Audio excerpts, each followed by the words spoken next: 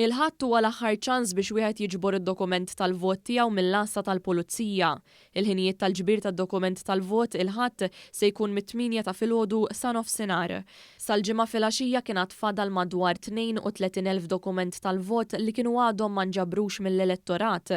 Il-kap tal-Uffiċċju Elettorali tal-Partit Laburista Lewis Gatt ħeġġeġ sabiex min għadu ma ġabarx id-dokument tal-vot imur jiġbru sal-ħadd f'nofsinhar. Ħatkun l-aħħar ċans, l-aħħar moment fej persuna tkun tista' tiġbor dokument tal-vot fil-post fejn irreġistrata.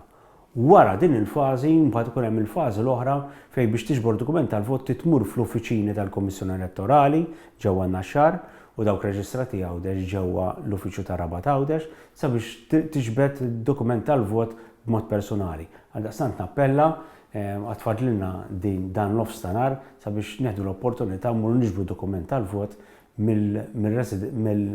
mill-lokal fejn inti reġistrat.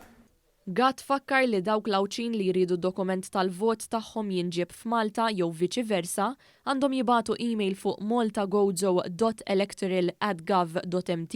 Iva dawk jistgħu jimlew formola apposta qiegħda fuq il-website tal-Kummissjoni Elettorali fejn jagħmlu talba l-Kummissjoni Elettorali iġġibilhom id-dokument tal-vot Malta għal dawk li huma reġistrati Għawdex u qiegħda viċi versa wkoll dawk li huma reġistrati Malta u jgħixu Għawdex jistgħu jiġbruh minn ġewwa Għawdex.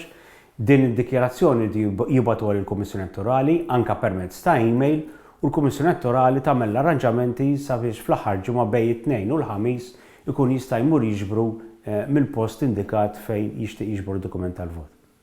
Għal aktar informazzjoni wieħed għandu jagħmel kuntatt mal-Uffiċċju Elettorali tal-Partit Laburista fuq 20901531 jew 20901528.